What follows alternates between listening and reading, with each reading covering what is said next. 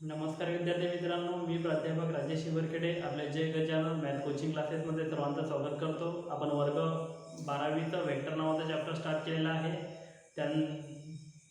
आपलं चालू आहे एक्झरसाइज 5.3. तर 5.3 म्हणलं 7 नंबरचा प्रॉब्लेम. त्याआधी फॉर्म्युला एक ट्रायंगल दिलेला आहे. ट्रायंगल मधला आपल्याला कोणत्या अँगल विचारला तर पी जोडला जर विचारला तर कोणते येतात, याला साईड कोणते येतात, पी क्यू आणि P R. tan cos theta is equal to vector pq dot vector pr divided by magnitude of pq into magnitude of vector pr. p vector pq कसा काढतो, vector q minus vector p, vector pr कसा काढतो, vector r minus vector p. हे problem करून solve find the angle p. p angle p रो triangle करना है of the triangle whose vertices दिलेला आहे.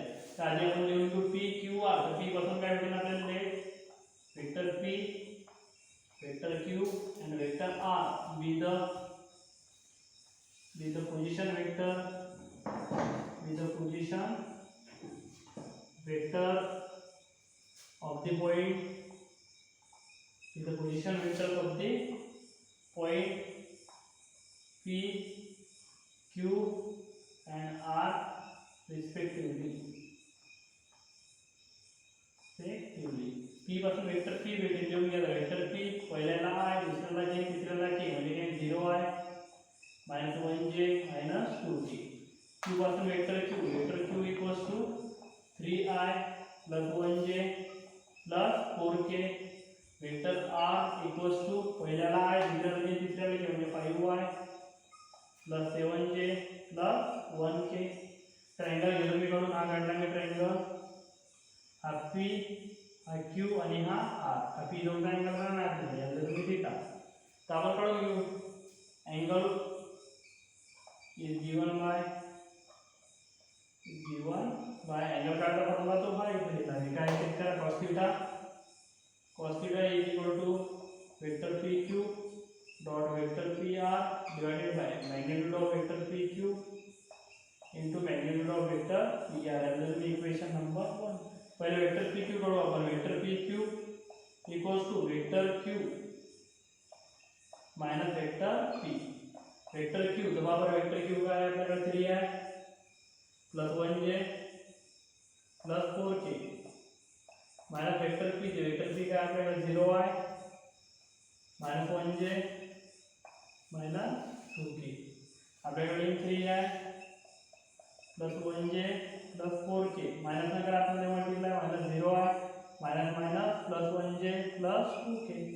चेक करा काय आपल्याकडे 3 आहे माइनस 0 आहे, म्हणजे आपल्याकडे 3 आहे 1j plus 1j 2j 4k plus 2k 6k. हा आपल्याकडे वेक्टर pq. तसंच करू आपण वेक्टर pr. वेक्टर pr कसा करतो आपण, vector r minus vector p. Vector r check करा. वेक्टर r काय 5y 7j 1k. 5y plus 7j plus 1k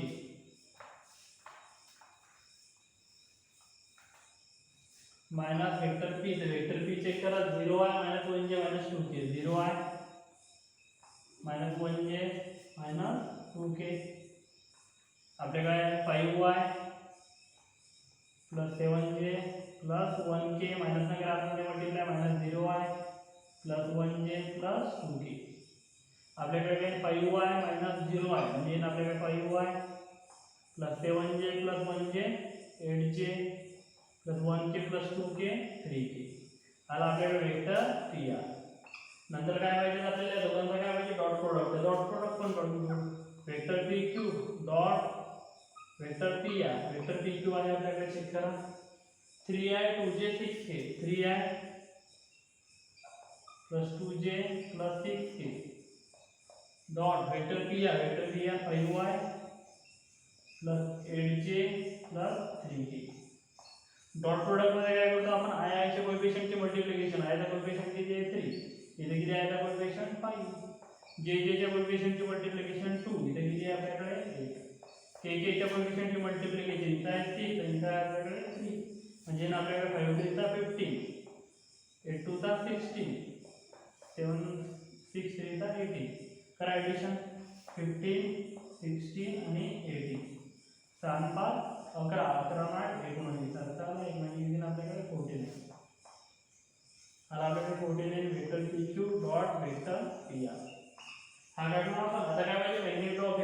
magnitude काढून घेऊ magnitude of vector PQ. PQ चा मॅग्निट्यूड मध्ये काय करता कोएफिशियंटचा स्क्वेअर आणि सम. हा PQ पहिला कोएफिशियंट 3 2 6 म्हणजे 3 चा स्क्वेअर प्लस 2 चा स्क्वेअर प्लस 6 चा स्क्वेअर. 3 चा स्क्वेअर येईल आपल्याकडे 9,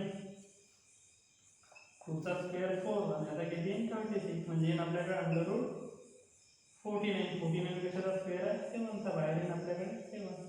सर्वजण इथपर्यंत लिहून घ्या, स्क्रीनशॉट काढून इथपर्यंत लिहून घ्या. तर PQ चा मॅग्निट्यूड काढला. आता काढू वेक्टर PR चा magnitude of vector PR. Vector PR under root मध्ये याच्या कोएफिशियंटचा स्क्वेअर काय वेक्टर PR 5 8 आणि 3 तर लिहिला मी 5 चा स्क्वेअर प्लस 8 चा स्क्वेअर प्लस 3 चा स्क्वेअर. 5 चा स्क्वेअर आहे आपल्याकडे 25, 8 चा स्क्वेअर 64, 3 चा स्क्वेअर आणि एडिशन करा 60 25 64 आणि हा 5 आणि 4 9 9 9 18 18 चाल आहे 8 2 8 8 आणि 9 म्हणजे किती आपल्याकडे 98.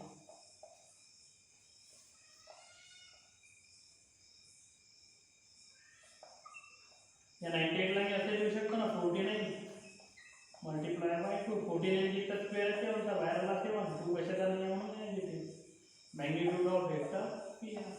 त्यानंतर इक्वेशन 1 बिकम इक्वेशन 1 काय आपल्याकडे cos theta equals to vector PQ dot vector PR divided by magnitude of vector PQ magnitude of vector PR. सर्व व्हॅल्यू आपल्याकडे vector PQ dot PR vector PQ dot vector PR 49 divide by vector PQ चा magnitude vector PQ चा magnitude किती आला आपल्याकडे 7 into vector PR चा magnitude vector PR चा magnitude 7 under root 2 49 divided by 7 multiplied by 7 49 इकडे under root 2 इकडे आपल्याकडे cos थीटा हा 49 49 गेट कॅन्सल आपल्याकडे cos theta equals to 1 by under root 2 cos theta equals to cos चेक करायला कोणत्या अँगल वर येते 1 बाय अंडर रूट 2 तो cos येते 45 डिग्री वर cos cos get cancel theta equal to 45 degree. हा आपल्याला अँगल विचारला होता P इक्वल होता किती आहे 45 डिग्री. सर्वजण स्क्रीनशॉट काढा आणि दिलेले प्रॉब्लेम लिहून घ्या. त्यानंतर 1 नंबरचा problem if vector P vector Q आणि वेक्टर R हा युनिट वेक्टर म्हटलं की त्याचा मॅग्निट्यूड 1 येते. तर लिहून घेतो मी आता magnitude of vector P 1 magnitude of vector Q 1 magnitude of vector R 1 म्हणजे एक ट्रायंगल काढला मी एक ट्रायंगल काढला हा घेतला मी याच्या तिन्ही साइड आहे आपण हा P हा Q हा R हा पण किती आपल्याकडे 1 आपण आहे आपल्याकडे 1 आणि हा पण आहे आपल्याकडे 1 या ट्रायंगलच्या तिन्ही साइड सारखे आहेत म्हणजे काय लिहू शकतो मी all side of triangle are equal equal असेल तर हा ट्रायंगल कोणता असेल therefore the given triangle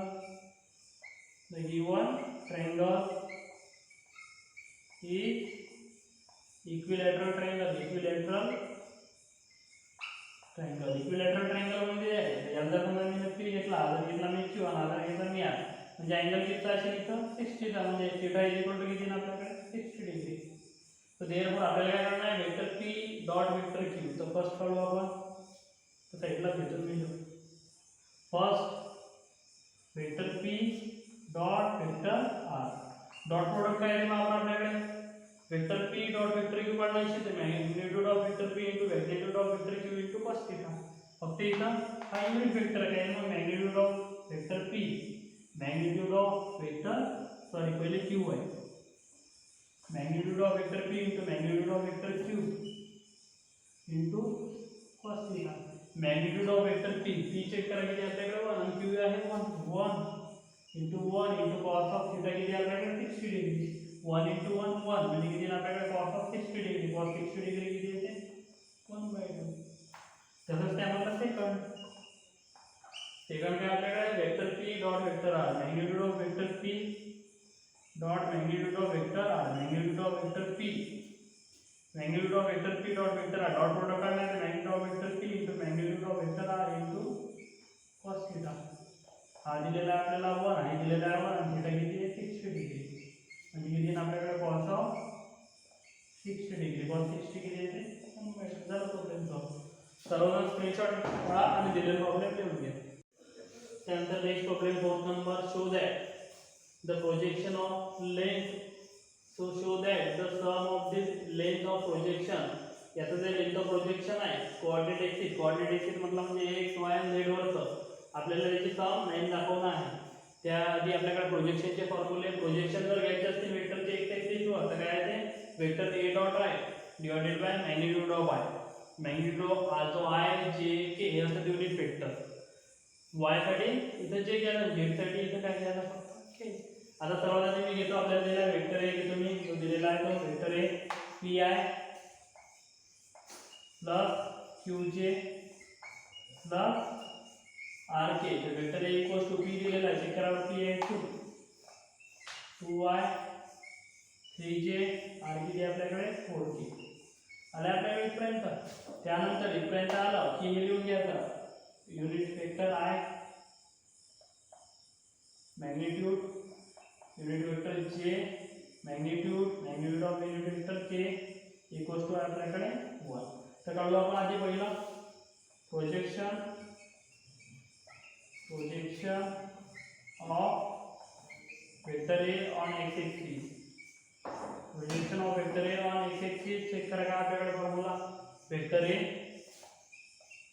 dot i divided by magnitude of vector i is equal to vector a आहे आपल्याकडे p आहे, p म्हणजे किती आपल्याकडे 2y plus 3j plus 4k dot vector i divide by याचा मॅग्निट्यूड किती येते पण डॉट प्रोडक्ट मध्ये काय करतात i च्या कोएफिशिएंटची मल्टिप्लिकेशन. इथं i सोबत किती आहे 2, इथं किती आहे सोबत 1, j सोबत किती आहे 3, इकडे j नाही म्हणून 0, k सोबत किती आहे इथं 4, इकडे नाही म्हणून 0 डिवाइड बाय 1 ने कशाला डिवाइड केले 1 निघून जाते. 2 मल्टिप्लाय बाय 2 प्लस हा 0 प्लस हा 0 म्हणजे किती आपल्याकडे 2. तसंच x वर घेतलं तसं जातं y वर.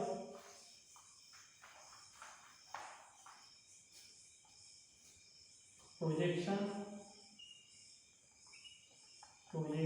Of vector a on y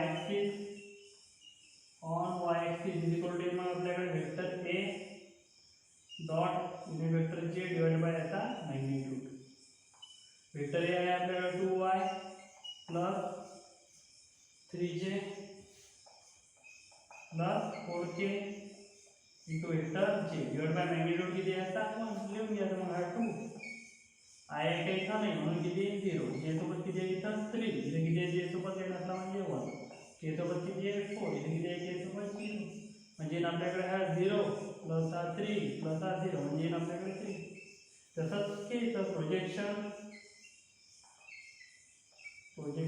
of vector a on z axis वर काय आपल्याकडे vector a dot unit vector k divide by त्याचा magnitude.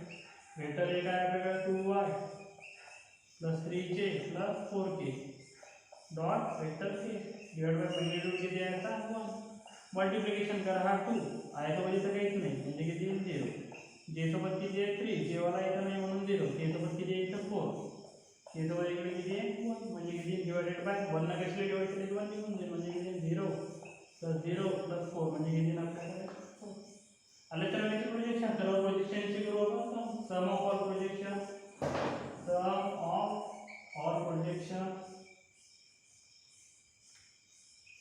on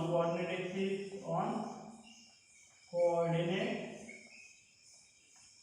axis is equal to सर्वांचे आपण सम करू. सम आपण पहिल्याचं प्रोजेक्शन किती आलं 2, दुसऱ्याचं 3, 2 प्लस 3 आणि शेवटच्या आलं किती आलं 4.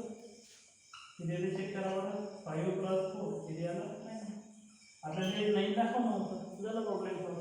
सर्व स्क्रीनशॉट काढा आणि दिलेला प्रॉब्लेम लिहून घ्या.